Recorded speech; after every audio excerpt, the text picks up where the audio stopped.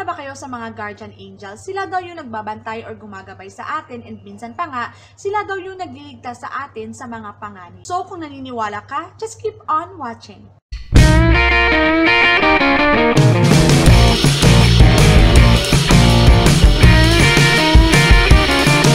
So yung iba nga guys, naniniwala sila na yung mga yumao nilang mga mahal sa buhay na sila daw yung mga guardian angel nila na nagbabantay sa kanila. So guys, narito yung mga signs na maaaring binisita ka ng iyong guardian angel. So una na yan guys is yung mga nakikita natin sila sa ating mga panaginip. Yung parang feeling natin na totoong-totoo sila. So ito lang daw ay isang way ng mga guardian angel na gusto nilang ipafeel sa atin yung presensya nila na andyan lang sila sa tabi-tabi. At kung minsan din ay meron silang mga mensahe na nais lang ipahatid sa atin. And next dyan guys is yung mga sudden na hindi natin maipaliwanag na mga mababangong amoy like yung sa mga pagkain or yung sa mga mababangong bulaklak, and also yung mga perfume ng ating mga yumaong mahal sa buhay. So isa rin daw ito sa way of reaching out ng iyong guardian angel na they are with you. So next dyan guys is yung nakakita ka ng white feather at dun ka sa isang lugar na nakita mo siya na imposibleng magkaroon ng ganon.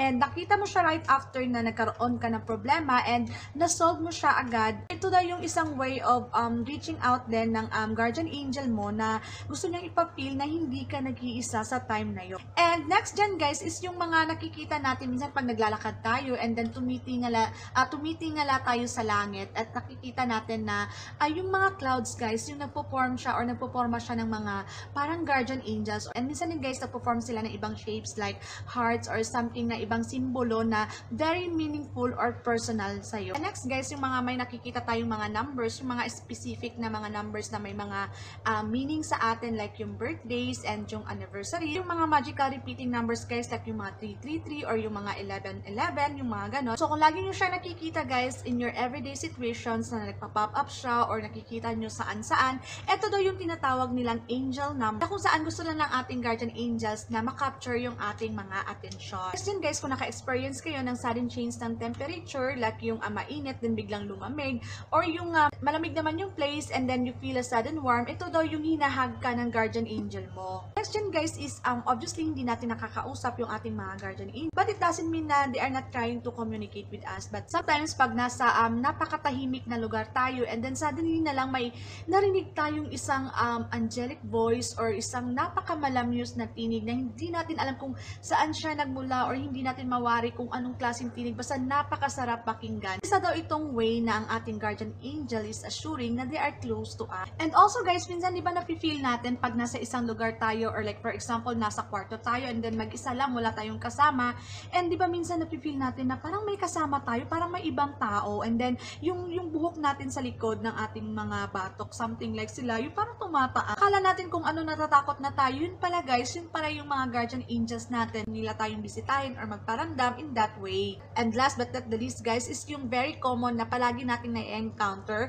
yung mga babies guys na suddenly tumatawa sila, tumitingin sila sa isang bandaro na wala naman silang nakikita, pero tumatawa na para silang may kalaro. So sinasabi na yung mga babies daw is sila yung mga at ease na palaging nakakakita ng mga guardian angel. So yung isang way na yung andyan lang yung guardian angel natin. So guys, ang tanong, naka-experience na ba kayo sa isa sa mga signs na nabanggit ko? Well ako guys, na-experience ko, ito yung very common na nakikita ko sa mga babies na especially yung mga pamangkin ko na nakikita ko silang tumatawa na kahit wala naman silang kalaro. So, and also guys, yung biglang may amoy na mabangong bulaklak, yun. So kayo naka-experience kayo ng mga ganitong signs, just comment down below. That's all for today guys. Bye for now and always remember, think positive and bawal ang nega. Bye! Hi guys, insert ko lang pala bago natin makalimutan. Shoutout nga pala kay Miss Angeline Custodio, kay Miss Rhea Galve, kay Miss Ate Chinet Ruiz, kay Miss Jason Guerrero, kay Miss Joanna Marie Perez, kay Miss Giselle Domanon, kay Miss Triulisa Carino,